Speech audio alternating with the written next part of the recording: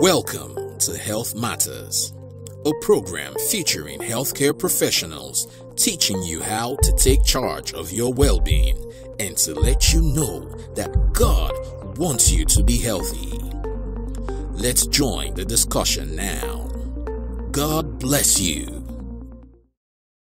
Hello viewers, greetings to you. Once again, I'm here on Health Matters to update ourselves on the health narrative because health issues are number one narrative in the life of people now that put pressure on finances, family life, personal life, and so many things like that. Last week, we looked at the general overview of so many common ailments and chronic diseases. Today, we want to go a bit deeper into understanding the dynamics between lifestyle changes and medication and the medical condition people go through. A lot of people have asked whether they can reverse so many ailments or medical conditions by lifestyle alone, or by nutrition and all that stuff. Because you will agree with me that so many medications, if not 100%, have side effects because they are strange to the body. So today we'll look into this. Once again, my name is Bishop Dr. Theophilus Ajose. I'm a biochemist by training, and I have certification in drug and chemical technology and science laboratory technology. I'm a pastor, I'm an intercessor, all combined. Hallelujah. So we give God the glory. So I'm also a health coach. So let us start by saying that when nutrition or food is not right, medication is useless. But when nutrition or food is right, medication is of no need. So these are salient things and salient points we need to understand, because the way the Lord, the engineer, the manufacturer of our body, the way God made it was to make the body itself to heal itself. Scientists have agreed, all over, that the cells of the body regenerate themselves, renew cells, without any issue.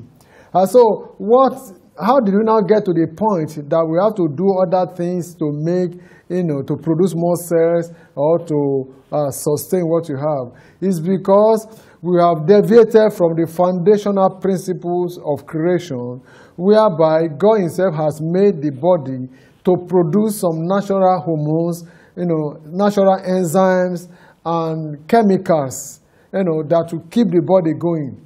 But because of lifestyle changes, we want to eat, I want to belong, I want to be like these people, so you eat what your body does not like, especially when prosperity comes, problem increases, because people want to eat what their body, does not want, so as to show that they can afford this and all that. And also, we have seen the effect of wrong nutrition and wrong diet, on medication, on medical diseases and chronic diseases, and they can be reversed.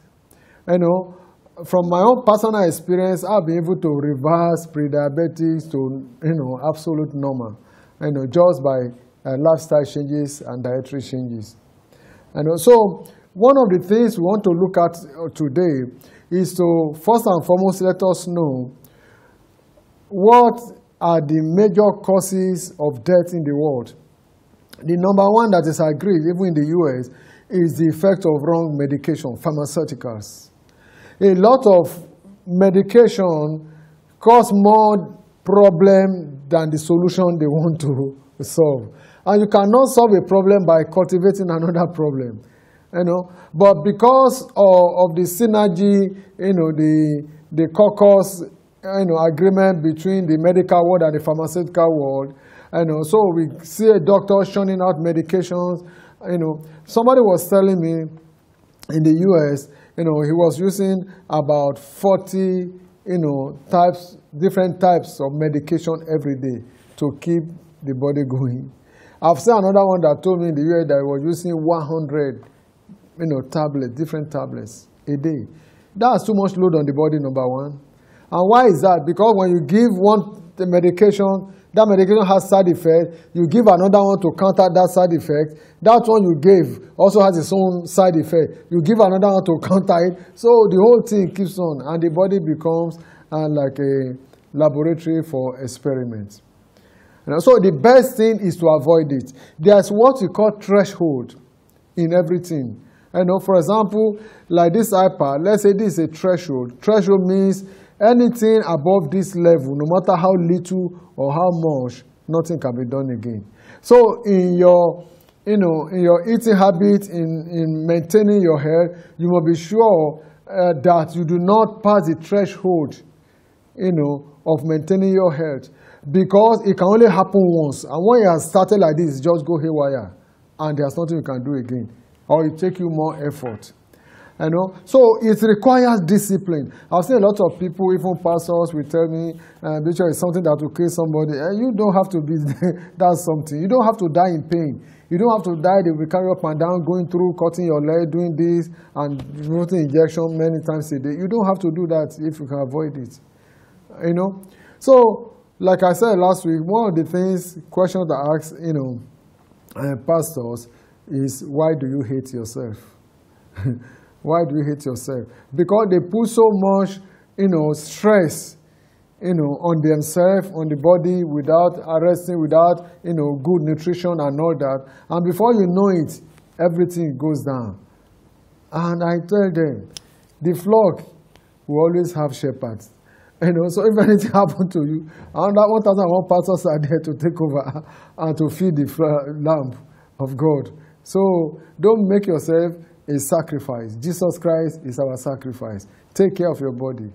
And that's very important. If you are not taking care of your body, you have lost the right to take care of the flock of God. Bible says, love your neighbor as yourself, no more than yourself. So what are the things? Let us look at 3 issues, but I want to look at the issue of blood glucose. Either you call it diabetes, hypoglycemia, and all that. I want to tell you what are the things that can make the blood glucose to fall. It happens to a lot of people, diabetic coma, and it has happened to me too. So you see a lot of people just fall because the blood sugar level has dropped so low. So what are the things you need to avoid? How do you prevent this? Number one, if you are eating food that is less or has fewer carbohydrate than normal level, your blood glucose will drop. So you must be sure that you are eating the optimal level of glucose or food that contains carbohydrate at the optimal level. That's very important. So another one is, due to that, you see a lot of people go on prolonged fasting. And even when you break the fast, you don't break with normal food or food that can give you energy, And because you do that, your blood glucose drops. If it continues like that, you put too much pressure, on your body organ, on your pancreas. Even when you have enough insulin, there's no glucose for the insulin to work upon. And so it's very, very, very, very important for us to know. Extra activity. A lot of people, they go to the gym, do sport as if they are going for international competition. They will not eat, they will not take anything, competing against themselves, and running, then the blood sugar drops low. And I've seen so many seasoned athletes, sportsmen, women that have dropped dead, even after exercise. And you think they are fit. They are fit, but the blood sugar level, which sustains the brain, 20% of the glucose in the body is used by the brain. So if you starve the brain, the brain will just tell all that organ to shut down because I need glucose. So when the brain wants to, and the brain in looking for glucose cannot see any glucose anywhere, and it's shutting down organs. Brain controls all organs of the body.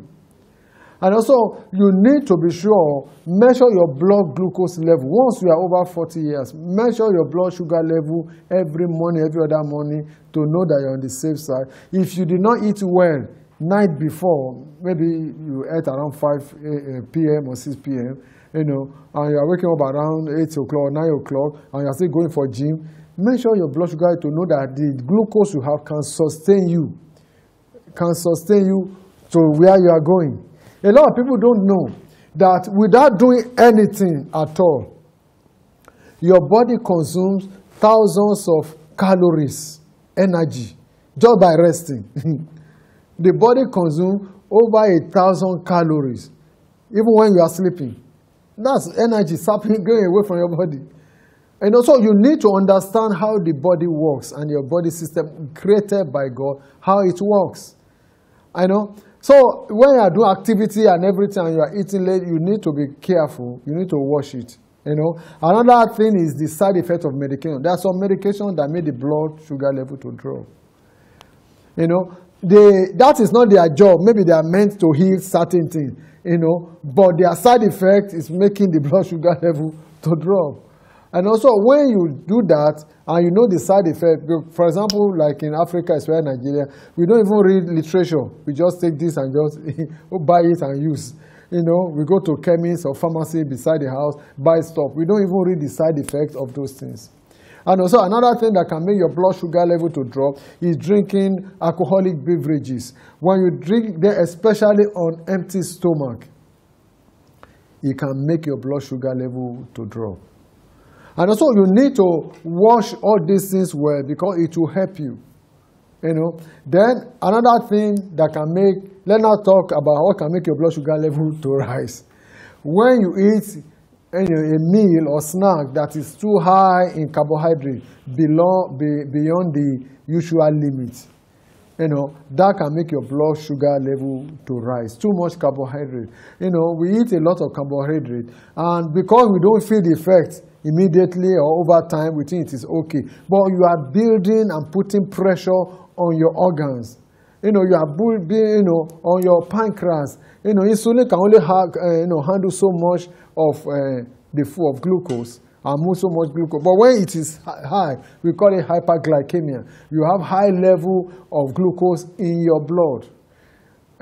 So that is where you see people have high, level of blood sugar, and they have to use insulin and all that. Another thing also, side effects of medication can also make your blood sugar to rise. And also, that is very important for you to know. The side effect of medication, in fact, is causing a lot of havoc to people more than the disease itself, more than the ailment they have. Another thing that can make it to rise, this may interest women, is changes in hormonal levels. When the hormone levels change, especially during menstrual cycle, so during their menstrual cycle, there is tendency for blood sugar to rise. So that is where you have to also wash it and all that. And the last thing is stress. When stress is too much, it can also affect this. Now, in balancing this, how do we balance it? How do we balance it? It may interest you to know that the body produces two hormones that regulate glucose in the body. People know more about insulin, but there's another one called glucagon. They are both made in the pancreas. Glucagon is made in the alpha cell of the pancreas, and insulin is made in the beta cell of the pancreas. But they do complementary work so that they can work in synergy. You see insulin bringing down the level of glucose, and glucagon increases the level of glucose. So how do we balance it? How do we use the two? How do they come into play? And this is what you have to know.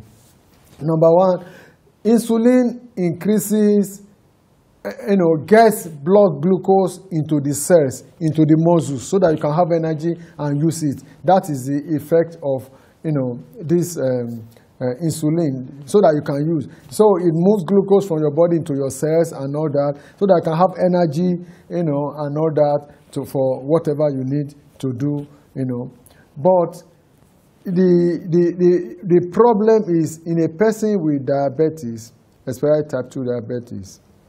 You know, the insulin produced, you know, or the level of sugar you have, you know, is more than the insulin produced. So that it cannot handle, so you now have elevated high level. That's why you see them give people insulin injection and all that to bring down the level of, you know, glucose in the body. You know. So how do we balance this? You know, it's easier for you to avoid a high level of carbohydrate food or that can produce elevated level of glucose. It helps you than taking injection and taking injection. And also you have to balance it. You have to take food that will not spike the level of glucose in your body. You regulate it. So that's why we come about nutrition and whatever. Like eating high fiber food, you know, it will help you a lot, you know, or carbohydrate food that have low glycemic index. Glycemic index is a measure of the amount of sugar or glucose that is released into your blood when you eat. You know, and in knowing that, you will now see that the scientists have done a measurement. If any food that has glycemic index above 55 will spike your blood sugar. Anyone that has below will be okay. So you have to know which one. So we have some food like yam, like gari we are used to in Nigeria and Africa. Gari has 95 glycemic index, for Christ's sake. You know? And I was eating gari almost every day for over 50 years before my body warned me. You know? So, but what I can tell you is that everybody, you know, the system of everybody is different. The way they handle things. But over time, it will see results. So if your own has not reached that level, then and you are over 40 or 45, begin to reduce it or stop it now before the body stops you. You know? So it's very, very important to, like sweet potato is okay. It has glycemic index of 50 or even less. You know, beans is okay. You know, one of the things about beans, and I'm coming to that, you see the second hormone is glucagon. Glucagon increases the level of glucose in the body, while insulin reduces the level of glucose in the body. I know. So when you take food, for example, now the glycogen can be converted, you know, to glucagon. Glucagon connected back to glucose. So when you have, like you eat protein now, protein has enough of protein. I mean, beans has enough of protein. And also when you eat beans, you know, excess is stored. Not as glycogen, but as glucagon. Because glucagon hormone is in the, you know, breakdown and the release of amino acid into the body. You know, so one of the things it does also, and these hormones, you know, are also responsible, you know, for regulating the release of glucose into your body. That is glucagon. You know, then there's another part. For example, now if you eat and you are, how do I put it? For example, in extreme fasting, or you deprive yourself of food. The body is a complex system. The brain will be saying, I need glucose. And so instead, and you are not eating, maybe you don't have carbohydrate to eat or whatever, and you are starving yourself. That is why you think that I've not eaten, but I'm not really feeling hungry or something. The body itself the brain will tell the body, I need glucose now. And what will the body do? The body will now do what we call create glucose from non-carbohydrate source in the body. That is what we call gluconeogenesis. You know, so in gluconeogenesis is, you know, the body producing glucose from, you know, fatty substance and protein instead of using, you know, glycogen or carbohydrates. You know, so this is one of the reasons that's responsible for high level of sugar in the body in so many people that have, you know, diabetes. You know, so the body, if you are not eating a balanced diet or nutrition, you'll be making the body to be, you know, helping itself by creating glucose from non-carbohydrate sources. You know, that's what we call in biochemistry gluconeogenesis. And when that happens, if it is too much, then diabetic condition sets in, if it is too much. But another school of thought has said Now, why do I need to be taking carbohydrates when my body can produce glucose from beans and fat? Because why? They will argue that we have essential amino acid, essential fatty acid, but there's no essential carbohydrates. So why do I need? But you need this because the body needs steady source of glucose to do that. The another area I want to address is the issue of ulcer. You know, a lot of people have asked, you know, what is the relationship between nutrition, you know, diet, and ulcer? One of the things we need to know about ulcer is that, you know, ulcer is caused by a bacterial activity upon the lining wall or cells of the stomach. It is called Helicobacter pylori, H. pylori. It's a very, very stubborn bacteria. It has over the years developed resistance against so many medications. My wife went through it, treated many times for this, so many medication, carrying bag of medication, so many, you know, scan and all those things. I said, what is this? And I started studying more about this H. pylori. You know, then we resolved to go the way of nutrition, dieting. You know, so we have to, you see, one of the things that can help you to solve your, you know, gastric acid secretion and all that is to increase, number one, fiber foods. You know, increase your intake of fiber food. Most of the food we take, they don't have, you know, enough fiber. You know, number two, a lot of people take hot things like hot tea, coffee, and all those things that are hot. You know, when you have that condition, you cannot afford to take those things because it will also increase the level of acid in your stomach the more. You know, so you have to avoid that, and that is very, very important. When you have H. pylori, well, they recommend antibiotics, but antibiotics, they are okay, but you see yourself, I've known a lot of people who are there, 2 years, 1 year, they are still solving this issue, you know. But when you use like flaxseed, chia seed, which are high in, you know, in fiber, you know, with vegetables, they help you a lot. Some people talk about milk. Milk can give a temporary relief, you know, by suiting the lining of the stomach wall, but it also aids in the secretion of gastric acid. So, in the essence, you are not helping yourself. Plain water is even your best friend in this kind of narrative. Plain water is your best friend, you know. And you also, if you're GERD, you know, you have GERD, you know, which is another form of ulcer that you see as you eat, the food wants to come out of your mouth again because the gastric acid is coming back, you know, from the sphincter muscle that is from, you know, separating the stomach wall from the esophagus, and you see it coming down. You can lie down in, not in flat position, facing up, you know, as if you move, your head comes halfway and all that, so that you can get this thing relieved. You know, but over time, if you increase the high fiber, you eat more of high fiber food, it will help you to alleviate and drink a lot of water. It can help a lot. You know, so that is for that. You know, but then I want to talk about high blood pressure. You know, they say it's the leading cause of death in the world. You know, one of the things about high blood pressure is, you know, the inability of the heart to pump blood as normal. And why is it not pumping blood at normal rate? It's because the walls of the stomach is like this. But in people with this cardiac condition, there are fatty substances that are covering they call it plaque, covering and developing along the lining of the blood vessel. So it has narrowed down. So the heart is now pumping blood with more pressure to get adequate number of blood into your bloody system.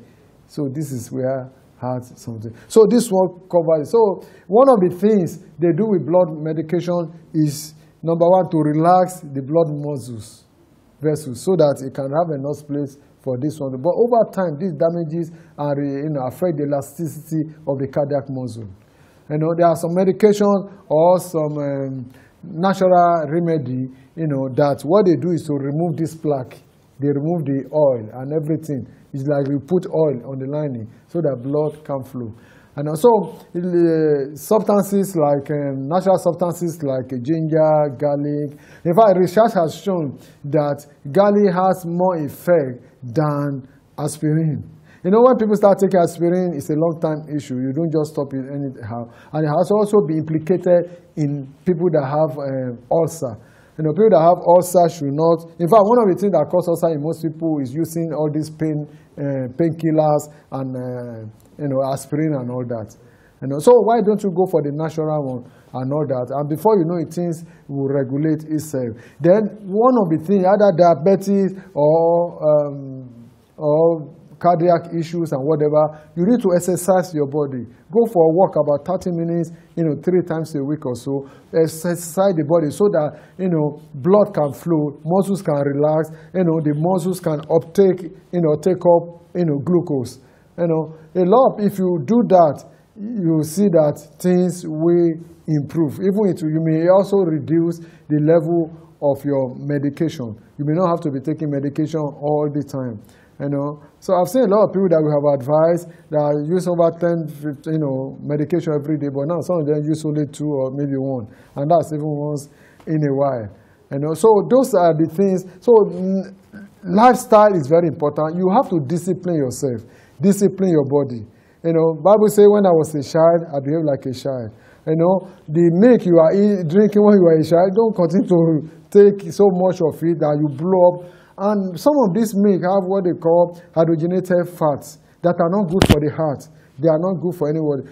Say you have a milk, you know, like 3 Crown that is made from plant, you know, fats. Those ones are okay. Even at that, it has to be at a limited quantity. That will help you. But doing a lot of exercises and having enough sleep is key.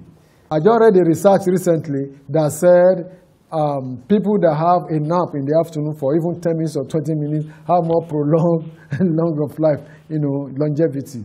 You know, so if you know you don't sleep well at night, find a time in the afternoon, if it's 10 minutes or whatever, just sleep and let your body relax and regulate itself, and things will work. So on this Help Matters, we promise to be bringing you the narratives, and the next one we are going to have like a talk show. People will bring their questions so that we can know which area to do. But whatever we have said here does not replace, you know, consultation with your health care or your medical doctors. So we are not providing treatment here, but we are letting you to know the lifestyle changes that can help the health narrative or the medical condition you are going through. Still consult with your doctor, you know, because a lot of people, for example now, somebody wants to take ginger garlic to reduce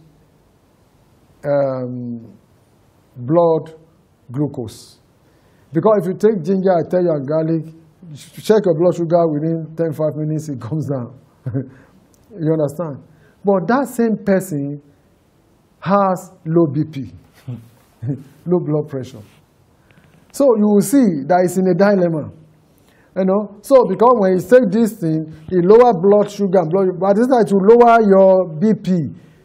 You know? And low BP is another condition that is even worse than high BP. You know?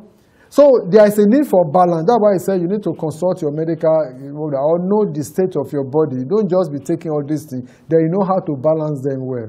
And that will help you, you know, in solving so many things. So when you are giving you a condition, you can take this, you can take that. Know your own medical issue so that you can know the quantity of this you need to take and the quantity of that you need to take. And that can also help you a lot. So I want to thank you and appreciate you for listening, for watching, and for being with us on this narrative. And we want to assure you, I want to assure you that if you make lifestyle changes, you know, adequate lifestyle changes, stop eating junks. You are not helping yourself. You can be helping the manufacturer and those people to make money, but you are damaging yourself. Junks, burger, all those fries. You know, you have ulcer, you are still eating fries. You are killing yourself. Or you have BP, you are eating fries. You are killing yourself. And also, you don't need to do all that. So, you need to make the necessary lifestyle changes. Stop taking soda drinks. They are not, even the manufacturer will tell you, they are not adding any value to your life at all. and that's one of the things you need to know. Water is the best thing. Drink water. Somebody said, dialysis is now 1.5 million every day, but a bottle of water is about 100 naira. So the choice is yours, So it's either you damage your kidney or you drink enough water to clean your kidney. The choice is yours. But I pray that you make a good choice. Thank you for following us on this channel. I want you to like this channel, because number one, it will help you to receive real-time notification when we are online or when we bring in new topic. Try and share it. Somebody else you know or you don't know, be a blessing to humanity. We also need to hear this, what we are saying now. So like it, share it, and let other people know on different social media. You go there, on share, you see copy link, copy the link, post on your WhatsApp platform, on Instagram, on Twitter, so that let other people, who are not, for example, on YouTube, hear it and things will help, So as you do that, and subscribe, press the subscribe button, and that is very key, because no matter what we do, as we update our, everything, or when we are live, and you may not even know, each time we are live, you'll be notified that we are live, so that you can hear this thing as we go on. Your health is your primary responsibility. You are the primary health care of your health. Thank you. Health Matters, a program featuring healthcare professionals teaching you how to take charge of your well-being and to let you know that God wants you to be healthy.